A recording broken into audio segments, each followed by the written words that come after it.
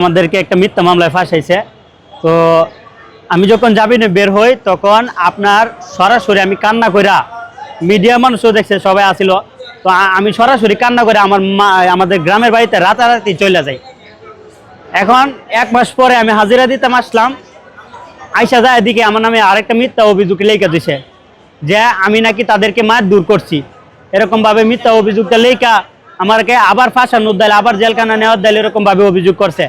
এখন আইসা দেখি যে আমি তো কোনো কিছু করি না, আমার নামে একটা মিথ্যা অভিযোগ দিয়া মনে করেন যে না আমার ফাঁসানোর জন্য আবার জেলে দেওয়ার জন্য এরকমভাবে আইসা ওরা আবার কান্নাকাটি করতেছে। কারণ ওরা যদি কান্না করে তাহলে অবশ্যই পুলিশের মন জয় করে এলা, সবার মন জয় করে এলা। তো আমি তো আর ছেলে মানুষ, সবসময় তো আর কান্না আসে না। আমারও তো ইসলামিক পাওয়ার আছে যে আল্লাহ রহমতের আমি কান্দি না, ওনার কানতে কানতে কান্দা শেষ, এখন আর কান্দি না। কারণ আল্লাহর কাছে কানলে পাওয়া যাইব, আর এম যদি কান্দি ওরা দেয় তাহলে আর কত পাওয়া যাবে না। ওরা হইছে যায় মানে এক কথায় ওরা মেয়ে মানুষ যা মন চা তাই করতে পারে, বাংলাদেশে যা মন চা তাই করতে পারে। ওরা আর কিছু বলবো না, একটা কথাই বলবো, আবারও বলতেছি, আপনারা ওইরকম ভাবে কোডা মনে করেন যে নাইসা যদি কান্না করেন তাহলে আমাদের মতো সহজ সরল ফোলাবান্ডে যদি এরকম ভাবে হাসান তাহলে মনে করেন যে আল্লাহর কাছে বিচার দিয়ে তুলাম, আল্লাহ আপনাদেরকে হেদায়েত করুক ইনশাল্লাহ।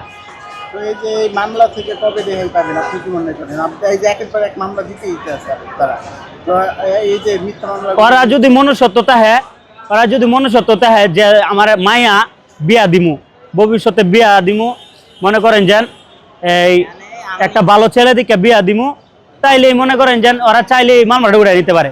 তাইলে তো আমি এক কাল পরশুই মনে করেন যেন আমাদের মামলা শেষ হয়ে যাবে, বুঝছেন? ইয়ার সাথে তো আর কথা হয় না।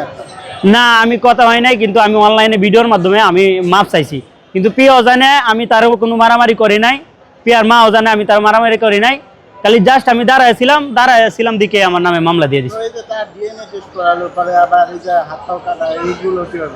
এই হাত পাও কাটায় ওই গাড়ি থেকে পড়ে গেছিল, বুঝছেন? গাড়ি থেকে পড়া মানে ওই নিজেই পড়ে গেছে, মানে একটা মামলা তো সাজানি লাগবো, একটা মিথ্যা মামলা সাজায় তো আমার জেলে ভরা লাগবো। এই জন্যই মনে করেন যেন এই গাড়ি থেকে পড়া মানে গাড়ির মধ্যে বাবা আঁচুরা দিয়ে নিজের হাতে নিজের দাগ করছে।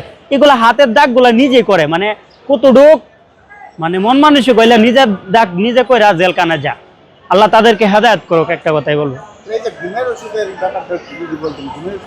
আসলে এই বিষয়টা ঘুমের ওষুধ যখন মানে আমি জানি না ঘুমের ওষুধ খাইছে না খাইছে, যখন বাসায় আসে তখন তো আমি ছিলাম, বাসায় যখন আসে তখন এইভাবে মানে ঘুমায় কথা বলে, ঘুমায় যখন কথা বলে তার মানে আমি বুঝতে পারছি যে কি হয়েছে আপনার মেয়ে কত ঘুমের ওষুধ খাইছে, খুদাই বিলে ঘুমের ওষুধ খাইছে, আর তার ভিডিও ভাইরাল হয় না দিকে ঘুমের ওষুধ খাইছে।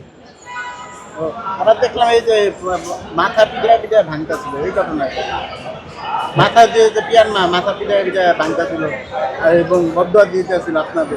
ওইটা যখন তর্ক বিতর্ক করে, মানে তারা তর্ক বিতর্ক করে, তারাই নিজেরা যখন তর্ক বিতর্ক করে তখনই তারা এই যে একটা মামলা দেওয়ার দায় মানে নিজেরাই নিজের মাথা নিজে ডুসাইতেছে। মাথা যদি ডুসে তাহলে তো রক্ত বাড়াইব, তাহলে মামলাটা করতে পারবো। এই হইলো যে মারামারি মামলা আমার নামে দিব, এই বিষয়ে আমার হাসি।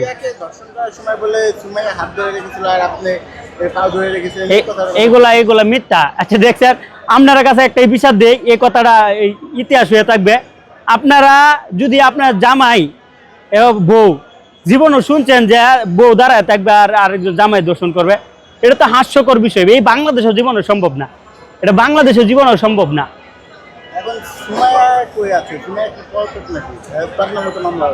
সুমায়া যেহেতু মেয়ে মানুষ, দেখেন ওই কিন্তু এমনিতে ভালো লোক, অনেক মন মানসিকতা ভালো। সুমায়া আপাতত কোনো এক জায়গায় আছে, অবসরে আছে, ভালোই জায়গাতে আছে আলহামদুলিল্লাহ। হ্যাঁ, দেশবাসীর কাছে একটাই কমু যে এই নারী ধর্ষণ মামলাটা অনেকে গ্রামের লোকেরা কয় যে কষে দিকে লড়ছে, মানে এরকম ভাবে দেখেন এইটা হয়েছে যায় মূলত হয়েছে যায় এমন একটা মামলা নারীর নির্যাতন, মানে এটা যদি একটা থাপ পরেও মারে অথবা যদি বলে যে তুই বাপের বাড়ি যাইছিস তুই খালি আইস, সে কিন্তু এরকম ভাবে মামলা দিয়ে অনেক মানুষেরা কাটাইতেছে, বউ এরকম ভাবে মামলা দিয়েও কাটাইতেছে, অনেক এই জামাইরারে জেল কাটাইতেছে যে তুই বাপের বাড়ি যাইছিস এখন আস না গেলে তুই বা আই কালি তোরে দেখ কি করি। মানে এই কথাটা তো আন্তরিকভাবে তো কইছে, করার পরে এই কথার কারণে কিছু কিছু মেয়ে মানুষরা আছে জামাইরা জেল কাটাইতেছে, বুঝছেন? তো এরকম ভাবে হাজার হাজার মানে এরকম ভাবে তাপ করার কারণে জেল কাটতেছে, এই টাকা না দেওয়ার কারণে জেল কাটতেছে। এটা সাধারণ সাধারণ একটা মামলা করলেই দেখা যাইতেছে 6 মাস 7 মাস 8 মাস জেলখানায় বন্দি, মানে জীবনটাই শেষ।